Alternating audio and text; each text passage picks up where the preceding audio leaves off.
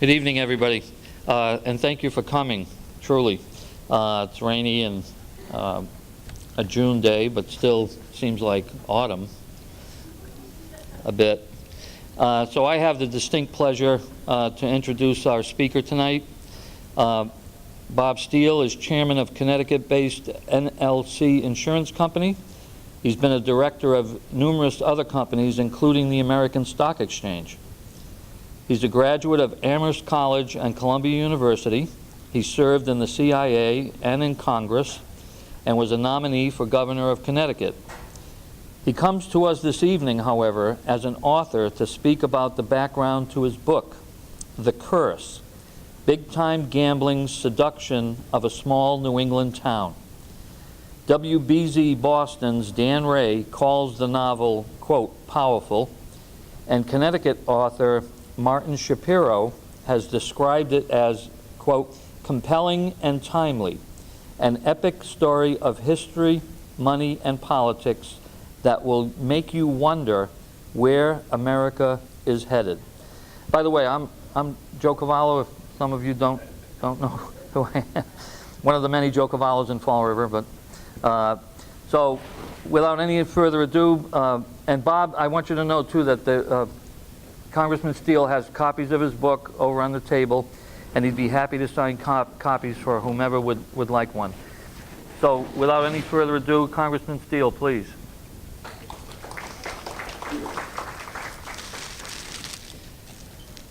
And I just want to, this is a small token of our appreciation for you coming to Fall River. Oh, thank you, Joe. And coming here not to gamble, but, That's right, not to gamble. but to inform us. Thank you. Thank you very much. Nice Oh, my pleasure. Thank you. Thank you. Thanks very much, Joe, and thank all of you for inviting me to Fall River tonight. I'm just going to put this under here. And as Joe said, for coming out on at least it was a rainy night when I came in. But I'm delighted to be here. I appreciate the invitation, and I appreciate your interest in my book, which, as Joe said, is The Curse, Big-Time Gambling Seduction of a Small New England Town. The book is a novel. It's set against the explosion of casino gambling in Connecticut during the 1990s. And it starts actually with the Pequot War back in the 1600s, when the Connecticut colonists living up and down the Connecticut River from Windsor down to Old Saybrook got together with their Mohegan allies and defeated and almost destroyed the Pequots, who were the largest and most powerful and most warlike of the Connecticut tribes.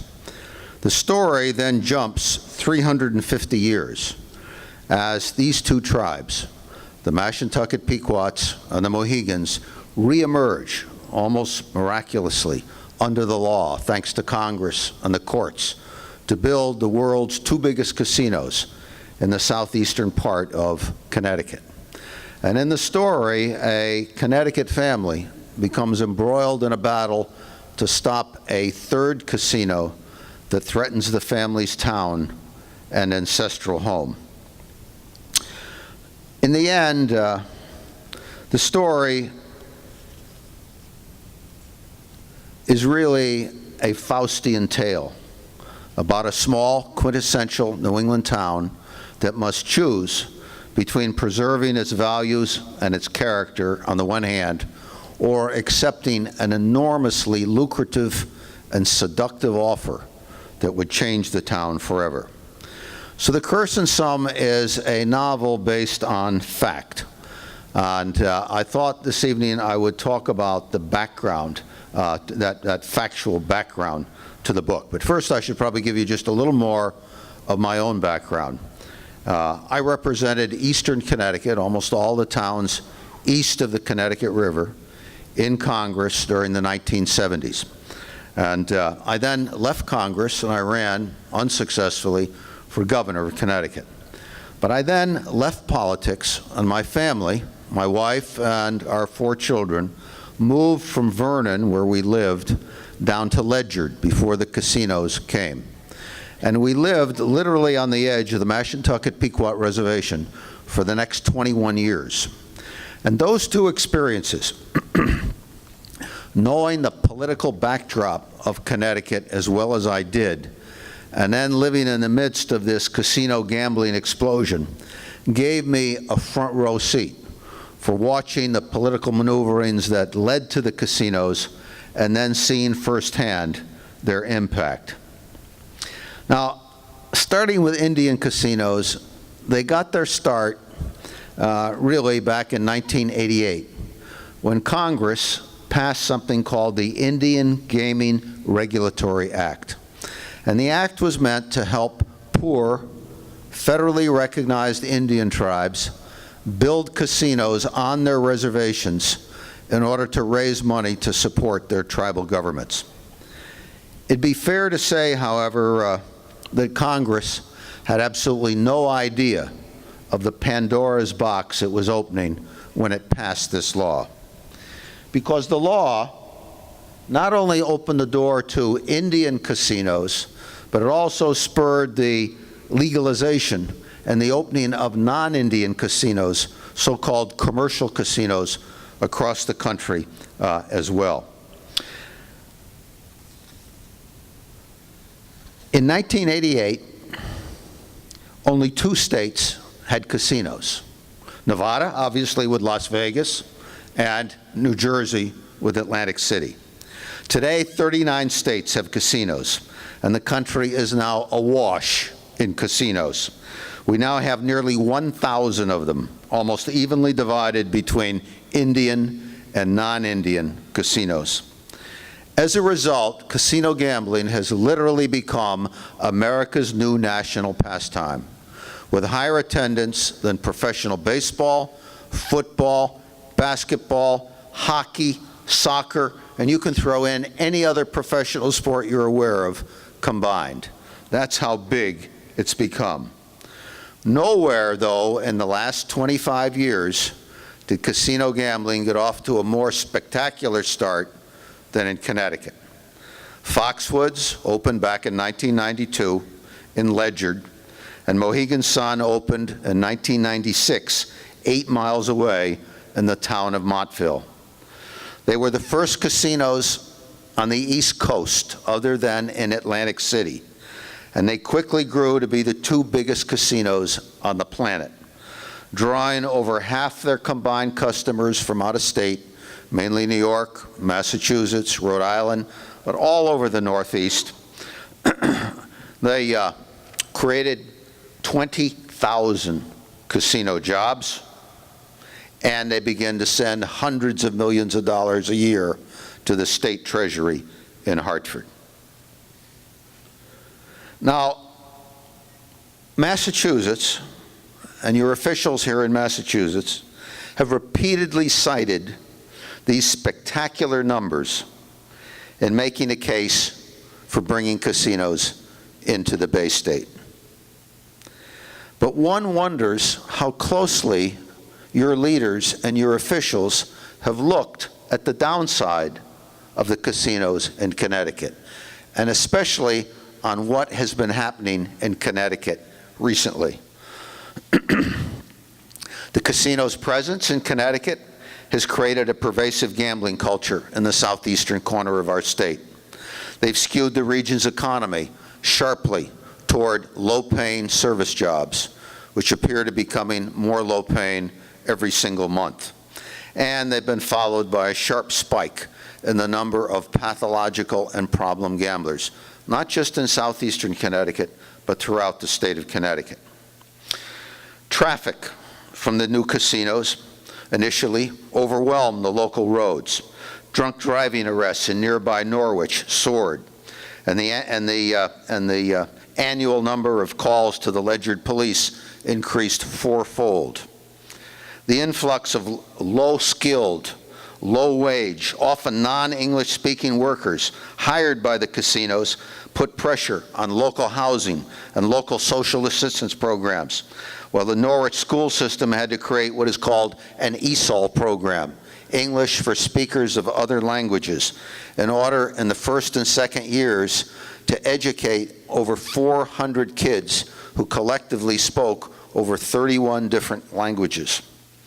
One of the most remarkable findings from a 2009 State of Connecticut study was that since the 2 casinos opened, there had been a 400% increase in the number of arrests for embezzlement in Connecticut, a rate of increase 10 times the national average.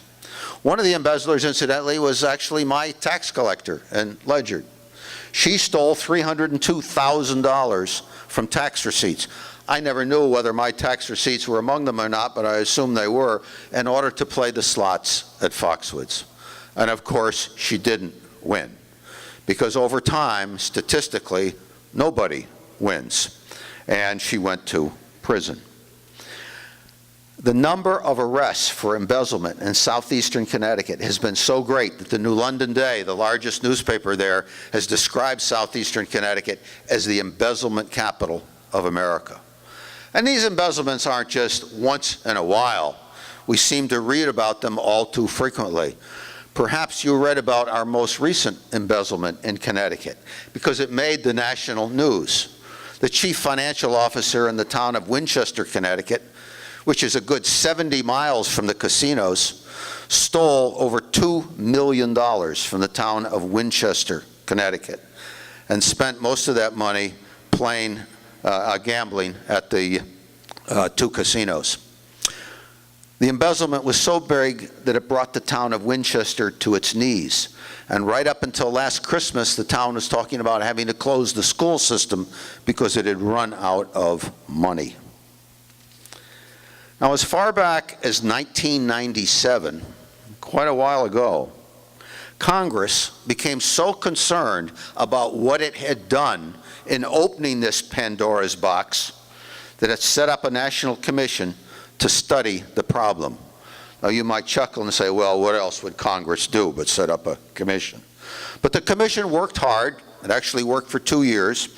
And at the end of 2 years, based on its findings, it made a number of recommendations.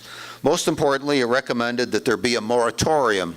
This was in 1997, that there be a moratorium on the building of new casinos in the United States until the federal government could get a better handle on the social and political and economic costs. In addition, the commission recommended banning credit card and ATM use at casinos, something you'll get a chuckle over if you've been to a casino recently. It recommended prohibiting aggressive casino advertising, such as you see on television today. And it recommended restricting political contributions by the gambling industry in order to guard against political corruption. But the recommendations, as you would guess, were never implemented. And the number of casinos have continued to multiply as cash-hungry states, such as Massachusetts, have increasingly looked to casino gambling as a politically painless way, supposedly, to raise revenue without directly raising taxes. In the process, the casino industry has become a $63 billion industry, and one of the most powerful political groups in the United States. The industry contends, and certainly you're reading about that here in Fall River and in New Bedford, and I know we have some people from Taunton tonight, but no matter where it is, if it's in Springfield or it's in Boston or it's in Fall River, you're all reading about the claims that the casinos make. They claim that and contend that casinos spur economic development, that they create jobs, and that they provide states and municipalities with much-needed revenue. Opponents, however, as you would guess, take exactly the opposite view. And they say casinos, in fact, cause far more harm than good. They begin with the facts that gambling, after all, is addictive for millions of people, and that gambling addiction leads to debt, bankruptcy, broken families, and crime. Second, they reject the contention that casinos promote economic development. And this is what it's all about here in Fall River, isn't it? That this is going to somehow put your city on a whole new economic plane. It's going to rescue Fall River. The opponents, however, absolutely reject that argument, no matter where it's taking place in the United States today. In Connecticut's case, they point out that the casinos have done little to create spin-off businesses, but instead have cannibalized existing businesses and left people with less money to spend on other goods and services.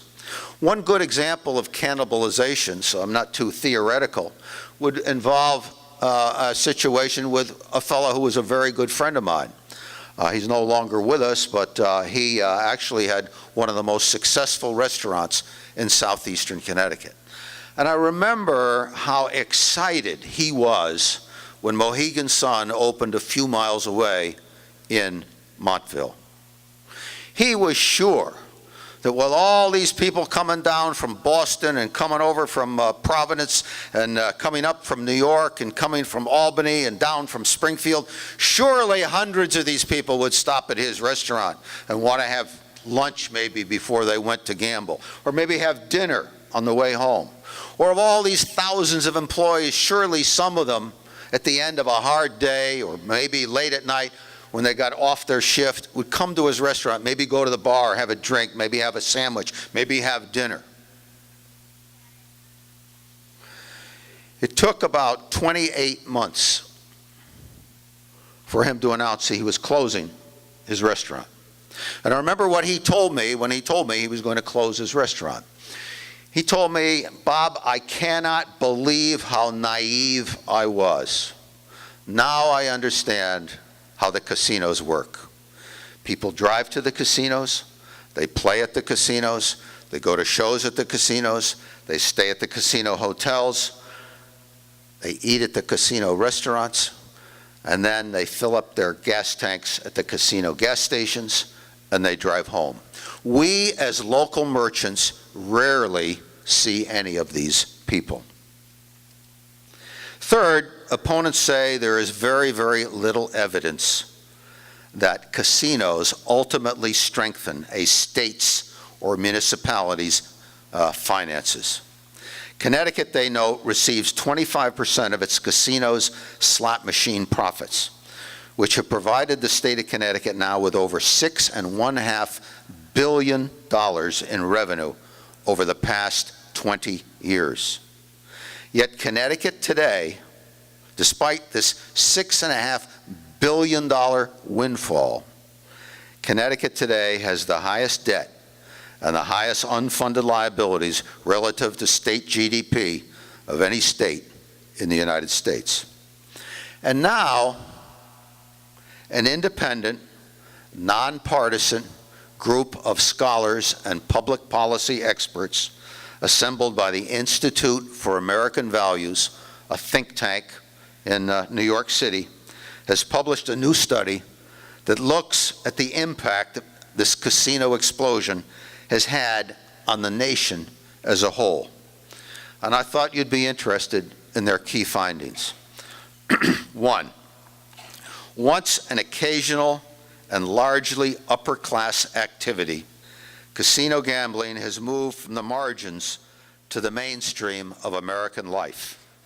Two, today's regional casinos are different from traditional Vegas-style resort casinos that catered predominantly to well-heeled players who came from long distances away and preferred table games.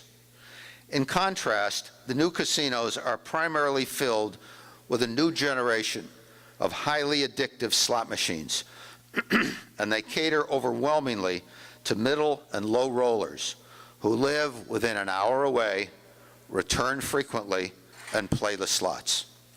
Three, modern slot machines have transformed American gambling. They are no longer the one-armed bandits we tend to think of when we think of slot machines. In fact, the new slot machines don't even have arms.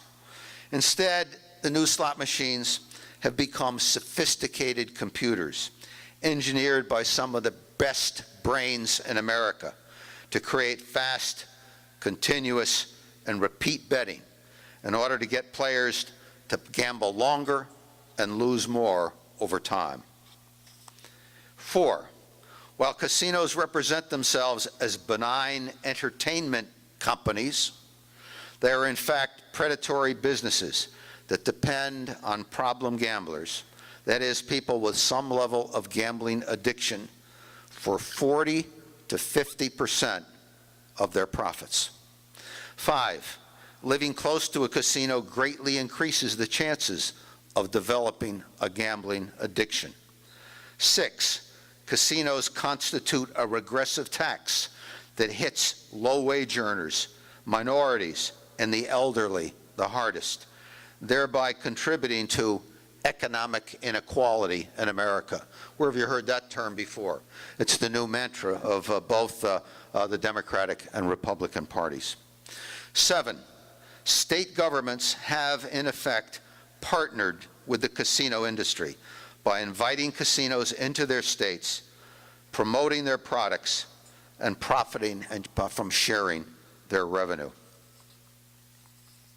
In sum, according to this new study, the long-term costs of the new regional and local casinos, like the one they're talking about putting here in Fall River, or in New Bedford, or in almost any of the communities they're talking about here in Massachusetts. The long-term costs of these new regional and local casinos exceed their benefits by as much as 3 to 1. They drain wealth from communities, weaken nearby businesses, hurt property values, and reduce volunteerism, civic participation, family stability, and other forms of social capital that are at the heart of a successful community.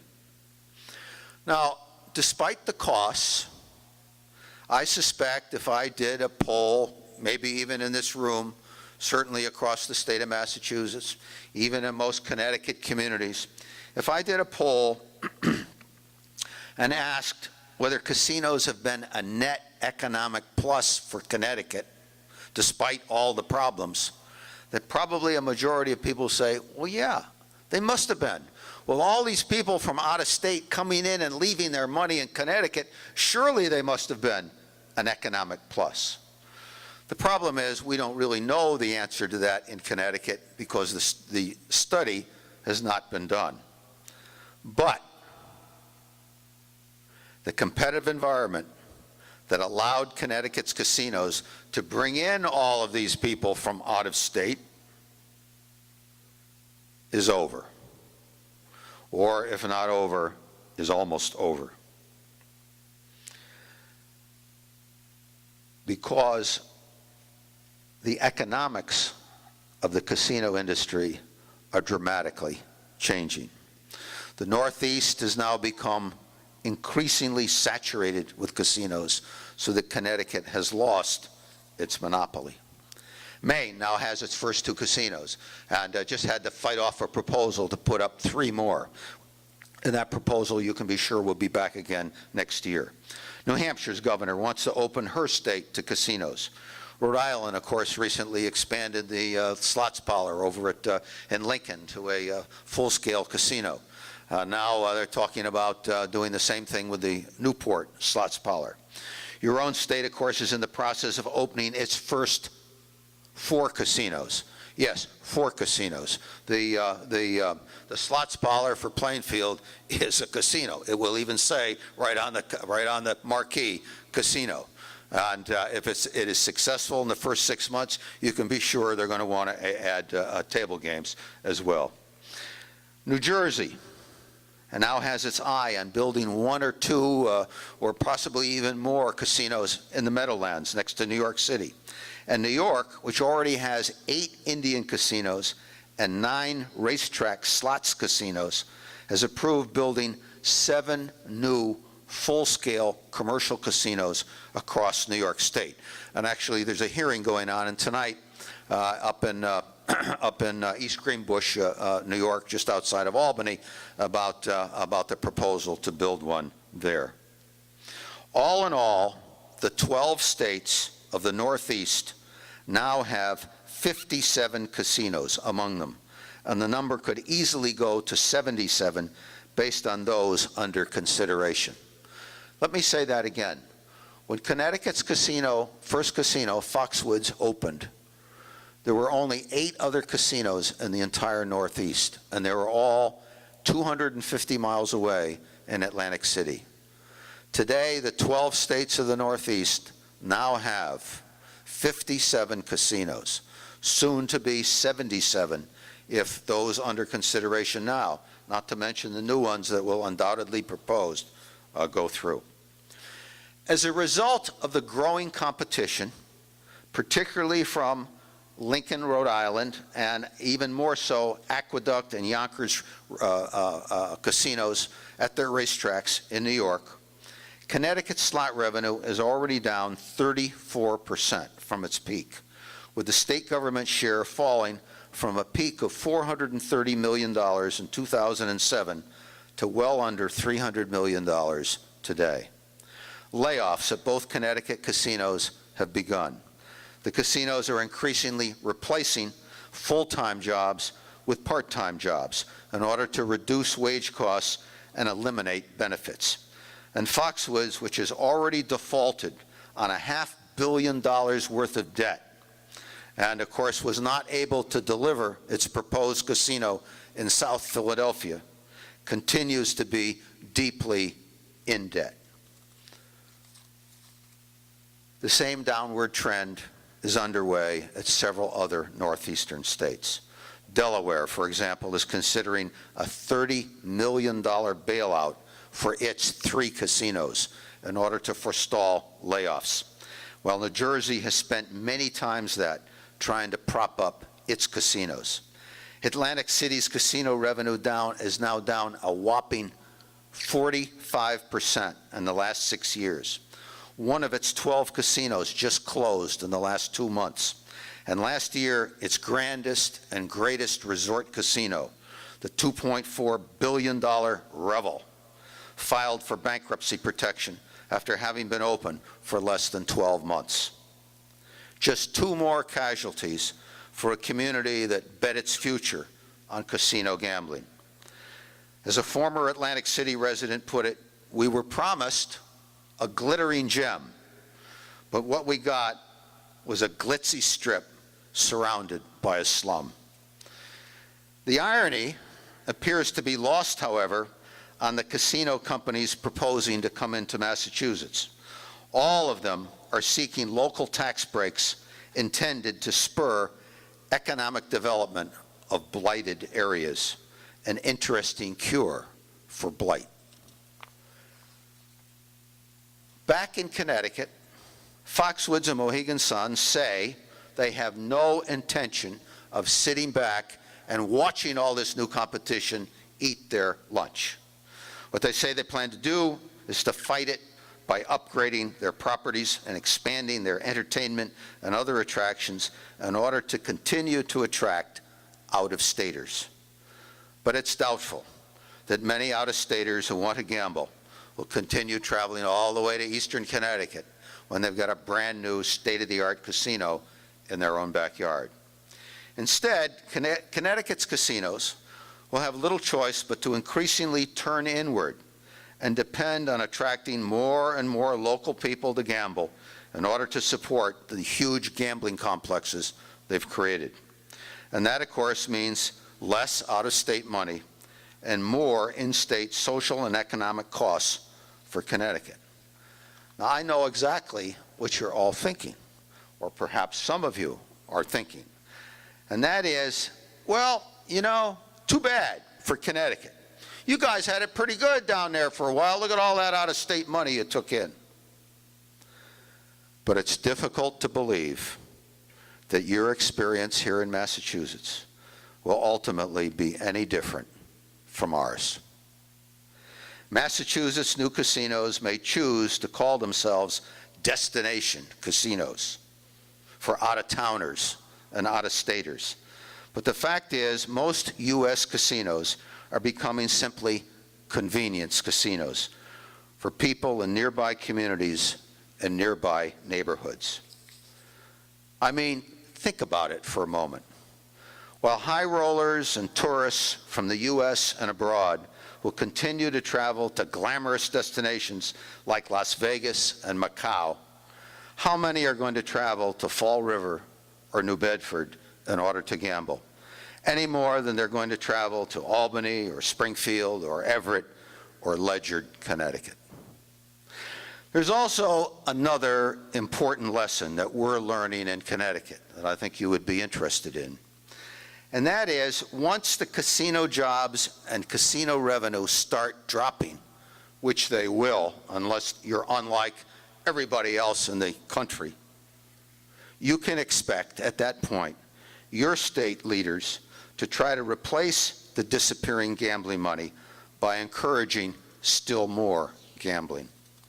In response to its declining casino fortunes, Connecticut has increased the casino's free play allowance so they can attract more people to come on in and play. And the state legalized Keno last year for convenience stores, bars, and restaurants before being forced to repeal it because of strong public opposition.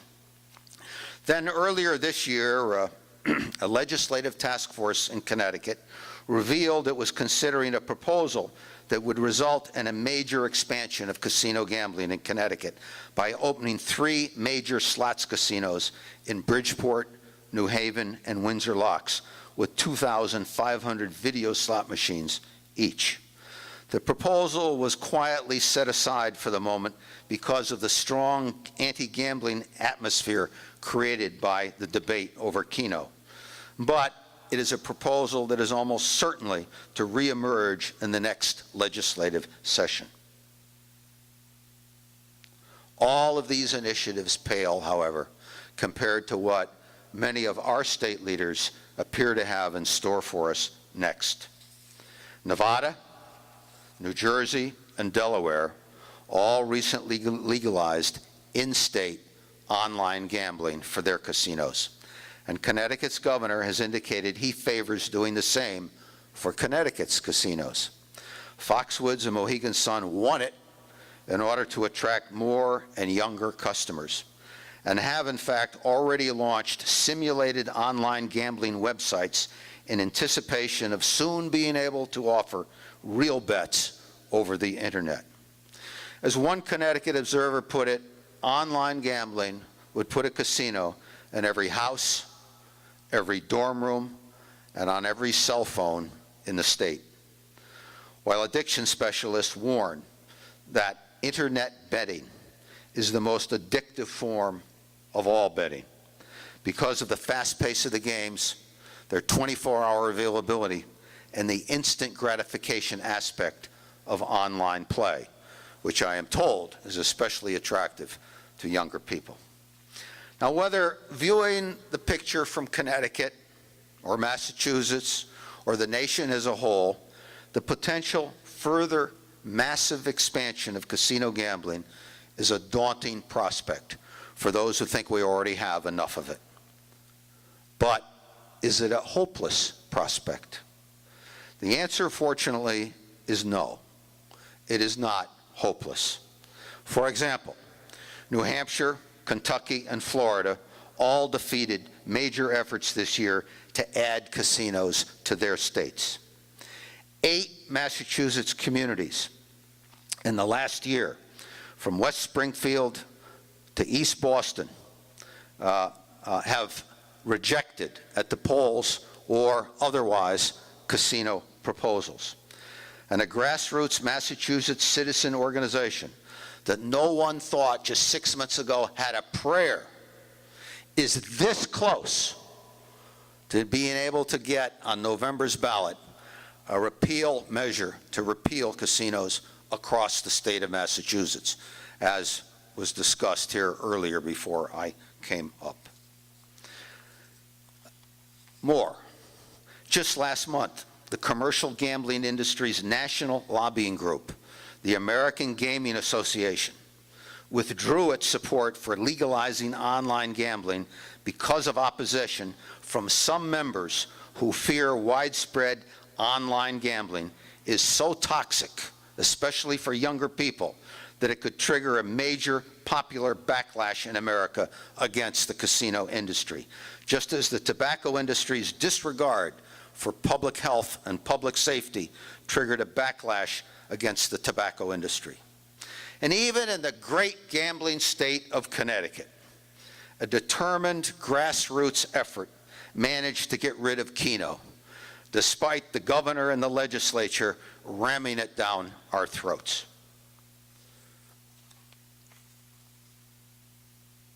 Backed by the federal government and state governments, the casino industry has been expanding relentlessly across America for the past 25 years. Increasingly, however, we are finding a way to successfully fight it. And that is by educating ourselves and our communities and our politicians and our elected officials about what this enormously seductive industry is really all about. Nowhere was that demonstrated more clearly recently than in Palmer, Massachusetts, a town of 12,000 people just east of Springfield. Palmer, like so many communities, is eager for jobs and economic development. And Mohegan Sun thought it had easy pickings when it proposed a $1 billion casino and water park for Palmer last year. Town residents had already expressed their support for a casino on several occasions. And as the referendum approached, Mohegan Sun was outspending their scattered opponents by more than 100 to 1. And they expected a lopsided victory. But something strange happened on the way to that referendum and the Mohegans' victory party. 4 weeks before the vote, opponents began to organize seriously. They began with a town-wide educational program based on the theme, the more you know about casinos, the less you'll like them. And it launched a grassroots campaign of door-to-door canvassing, flyers, letters to the editor, and carefully chosen newspaper advertisements and 30-second radio ads on the local radio station designed to drive their message home. When the town counted the votes on November 5, the casino had been defeated by 92 votes out of approximately 5,300 votes, one of the greatest upsets in recent memory. Mohegan Sun was so stunned that the community was able to rise up against it, that it demanded a recount. And they got a recount. And at the end of the recount, they found they had lost not by 92 votes, but by 94. That was 7 months ago. 7 months ago. And a lot's happened in the last 7 months. Since then, the case against casinos has only become stronger. In a nutshell, the data we now have about the social and public health consequences of casinos is mounting. And the economic arguments for bringing a casino into a community that have been used as a justification of these costs are collapsing. Why then would anyone who knows the facts want to bring a casino into Fall River or New Bedford? Thanks very much.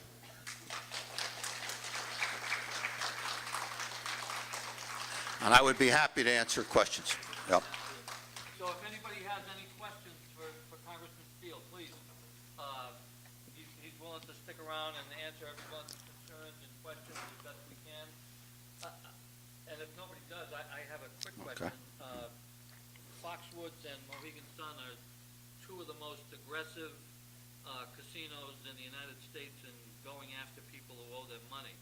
I wonder if you could talk a little bit about that with the tax liens and... Well, that's right. And you know, who did the story was the Boston Globe. Actually, it was an expose by the Globe, which they pointed out that it is not that common a practice, but that both Foxwoods and Mohegan Sun are extremely aggressive, both in lending money to gamblers. In other words, a gambler is tapped out, he's lost his money, he can go to the casino, and they call it a marker, and borrow money. And obviously, that is a very, very vulnerable time for the gambler. He's just lost his money, so he's going to try to borrow more in order to win it back.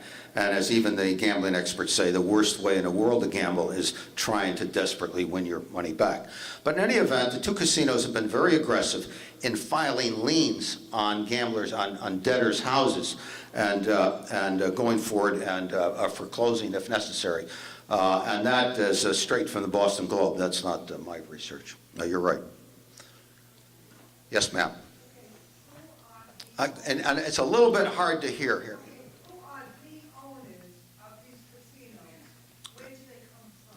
You mean in Connecticut? Wherever. Well, in Connecticut, the owners of the casinos are the two tribes, the Mashantucket Pequots and the Mohegans. And they own the casinos. However, in the case of the Foxwoods and the Mashantuckets, they have borrowed so much money that I suppose you could make the case that their creditors kind of share in that ownership, although technically the tribes are the owners, but they are, as I said, deeply in debt. Here, as far as commercial casinos go, there are scores of commercial casino companies that are operators, or they're developers, or they're actually both developers and operators, or they team with investors. In Connecticut's case, one of the biggest casino operators in the world, a Chinese-Malaysian magnate from Kuala Lumpur, actually put up the first $60 million or so for Foxwoods to build their casinos. In the casino. In the case of Mohegan Sun got the money from a South African casino magnate by the name of Saul Kersner. And this is what you'll find almost everywhere. Foxwoods, to build a casino here in Fall River, obviously Foxwoods would wants to partner with someone in order to get the money, because certainly Foxwoods doesn't have any money at the present time to speak of. As a matter of fact, there's just an article. You might be interested in this, if I can read it in this light. Because it's not only important to think about whether you want a casino, but if you do want a casino, who do you want to partner with? This is an article from Philadelphia just a couple of months ago, and it says, the partnership behind the failed Foxwoods Casino project in South Philadelphia filed Monday for bankruptcy court protection, citing claims of $23.6 million from 14 different creditors. And the story goes on to say, Philadelphia Entertainment and Development Partners, which included 13 local investors and the Mashantucket Pequot Tribe of Connecticut, spent $50 million for their license, but were unable to perform. Other questions? Yes, sir. I am wondering if a casino came to Fall River, very near here, what would likely happen to the Liberal Club right here? Well, I don't know your geography that well, but I have no doubt it would affect a lot of businesses and a lot of people in a fairly good-sized radius. I have no idea what would happen to this club, however. I hope nothing. It's a nice club. Yes? I have a question about that petition that's going around. The which? The petition that's going around. Oh, the petition. Yeah. Is that just for Fall River, or is that for the whole state of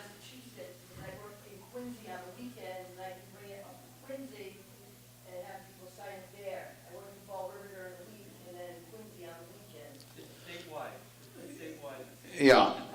You're looking for signatures from people throughout the state. And the reason they need more than is actually required is because some signatures are always thrown out.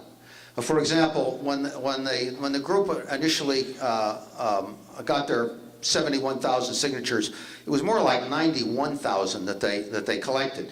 But there's always some technical problem with signatures, and people can't prove this or prove that. So it's very important they get more than the number of that they will actually technically need, because undoubtedly some will be thrown out. Yeah. But this is, you know, they've come so far. I guess there's about, what, 3 weeks left to get signatures? Is that what it is? 3 weeks in Massachusetts?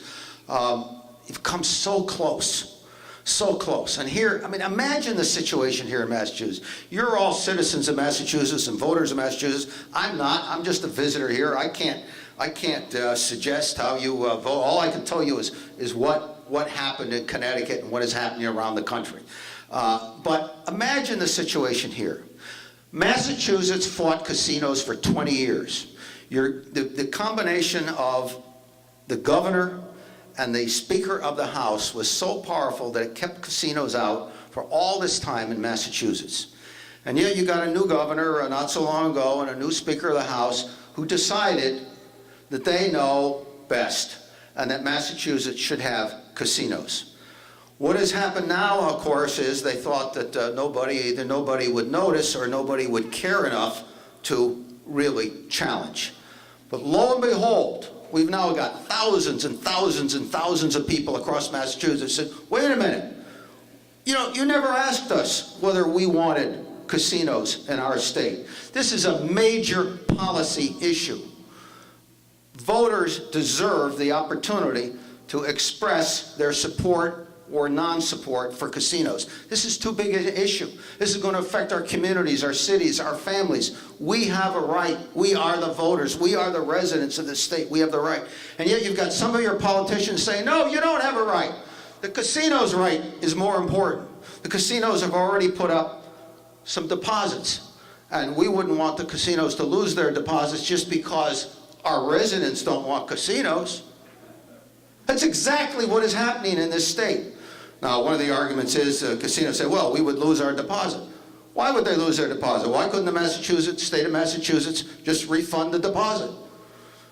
This is all about, in my opinion, as somebody who has lived the political life and been in politics and been in Congress, the question is, whose rights are more important? Do the casinos' rights actually outweigh your rights as citizens of Massachusetts? Other questions? Yes, sir. I have a question about the lien. Liens, yeah. I read the article in the Providence Journal about Cranston and the list of. Yeah, they did a follow-up article to the Globe article, yeah. The problem with that, I looked into it briefly and checked into it. It all depends on what state the liens are filed in determines the process. For example, I'm sure in Rhode Island, you could just file a form and pay the fee and put the lien on people's property. Most people didn't know that Foxwoods and casinos can do that. But in Massachusetts, what I later found out is if you need to put a lien on someone's property in Massachusetts, you have to pay the fee, which is, I think, $200, okay? You have to go before the court, and the judge has to approve that. So it's not as easy as Massachusetts to file a lien that it is in Cranston, Rhode Island. What is it like in Connecticut? Well, in Connecticut is more like Rhode Island in this case. But, you know, this is why the casinos have lawyers. This is no big deal for them to file liens.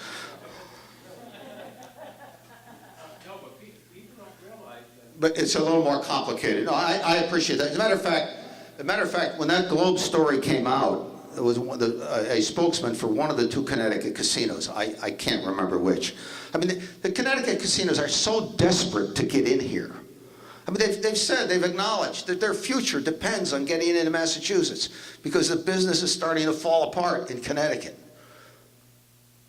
And they are so desperate to get in here. One of their spokesmen said, "Oh, if you don't like what we do with lanes in Connecticut and Rhode Island, we'll have a different policy in Massachusetts."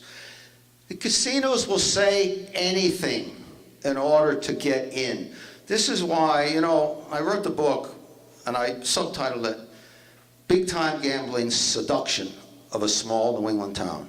There is no question, when the casinos come in, it sounds so good. They're going to create all these jobs. They're going to help, you know, rebuild your waterfront. They are going to pave the streets with gold. Don't believe it. Yes, sir.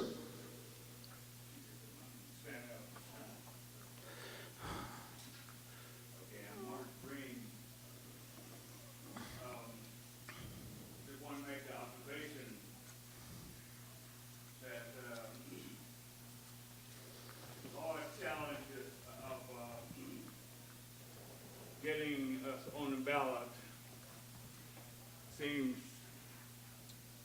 awfully large compared to the interest, the passion that I see, okay, generated by a small crowd that we got.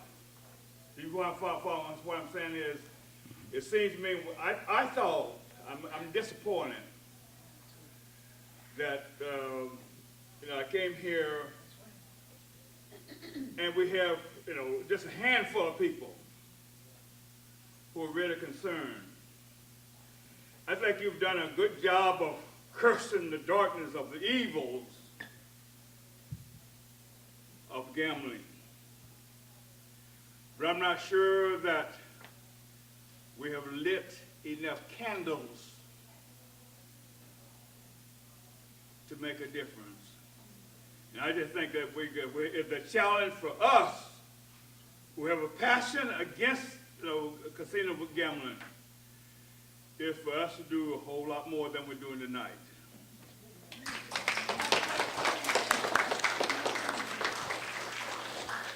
Thank you for that very eloquent statement.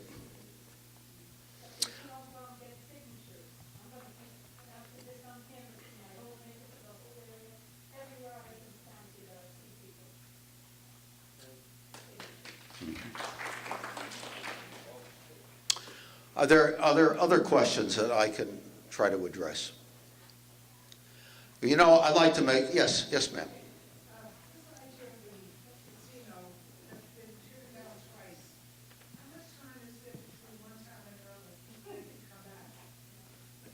I'm sorry, did you say that again?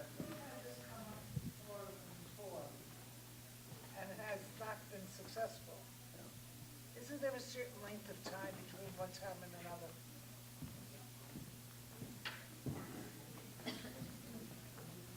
Well, the question basically is, isn't there some statute of limitations on all these casinos coming back and back and back? No, this is the great power of the casino industry.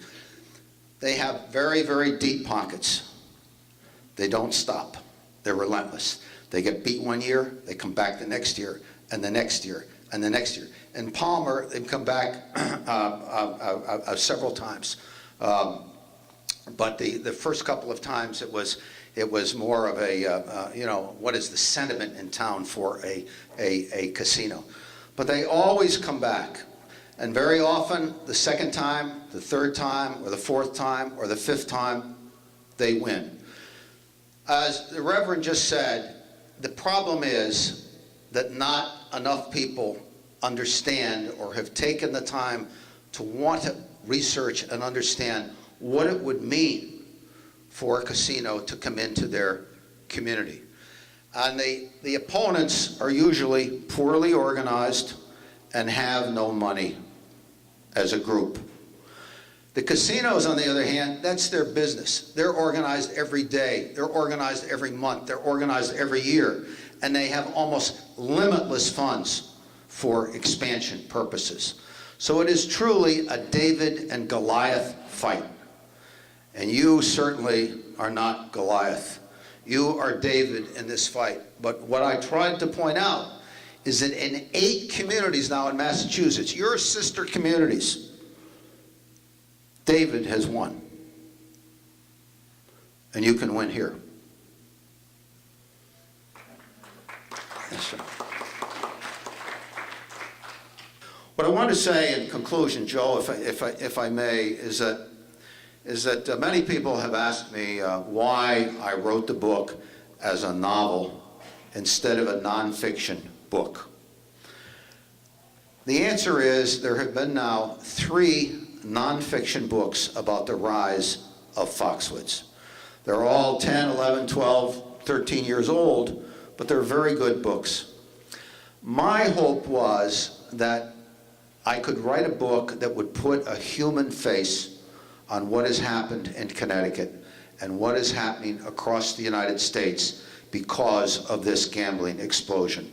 And I could strike a more visceral chord and reach a broader audience. I hope I'm achieving that. I very much appreciate your coming out tonight, the opportunity to talk to you. And as I said, I'd be very happy. I'm going to sit over here and be happy to answer additional questions or sign copies of my books or whatever you would like. Thank you, Joe, very, very much. If I could, ma'am, you know, you've brought up President Sprague, who's a Vietnam veteran, as I am, and I'm glad you brought that up, because tomorrow I'm going to call President Sprague's office and let him know that I'm in opposition to having them have these gambling classes go on at Bristol Community College. And I would ask everyone here to do the same thing. You know, when you call BCC, it's President Sprague who answers the phone. You know, it's a recorded message, and he says, if you let me know about your experience, you know, and what the extension is and so forth. So that's what I'm going to do tomorrow. And I would invite everyone here to do that and let other people know. Because I don't think he knows yet that people are in opposition to those classes being held at Bristol Community College, which after all is a public institution and something that we're paying for. Now, the other thing I wanted to bring up was how many here knew about LNG? You know, a show of hands, liquefied natural gas. And when it first tried to come to Fall River in 2003, how many of us thought, wow, they're gonna steamroll us? Well, listen, I'm still the president of the coalition that stopped it, and they made a believer out of me. You know, you guys made a believer out of me, because I thought, yes, we're gonna fight it, and we're gonna do the best we can, but it really seemed like a David and Goliath fight. I mean, we were up against Hess Oil Corporation, billions of dollars. And as some of us here could attest to, we had spaghetti dinners to raise funds, you know, to fight them. And in the 10-year battle, the economy helped us, and the natural gas, the exploration of natural gas helped us. But nonetheless, we kept them at bay from coming into our community for 10 years. So with that kind of a David versus Goliath attitude, that's exactly the attitude that we need to bring to this fight as well. You know, they've got the money, we have the will. And they're not from here. We're from here. I don't want to see this community we've got NA, Narcotics Anonymous, we have AA, Alcoholics Anonymous, and now we're set to have Gamblers Anonymous. For every job that a casino brings in to a community, they actually extract 1.5 jobs. And what I mean by that is if a guy walking on Main Street has $40 in his pocket that he was going to spend locally at the convenience store, even at the Dunkin' Donuts or wherever, but there's a casino here, he's going to go to the casino and gamble that money away. And that money's going to fly, literally, supersonically fly out of this community. So for every job, and then you're going to see a convenience store putting less people to work, laying people off. All of the expendable money that people have flies out of this community. It's just not the best thing for Fall River or for the country. I agree with Mr. Steele. You know, the idea that somehow casinos were going to answer this country's economic problems, I don't know who thought of that. I can tell you this, though. I'll leave you with a quote, and it's from Steve Wynn, you know, who's either looked at as the impresario of casinos in Las Vegas or as the devil incarnate, depending on where your sentiments are. But he said the only way to make money at a casino is to own one. You can look that up on the internet. His quotes, he actually has a whole website with his quotations, and that's one of them. So I will leave you with that. Mr. Steele's graciously agreed to stay and have people come and question him further if you'd like. Purchase the book if you can do that. And I want to thank everyone again for coming tonight.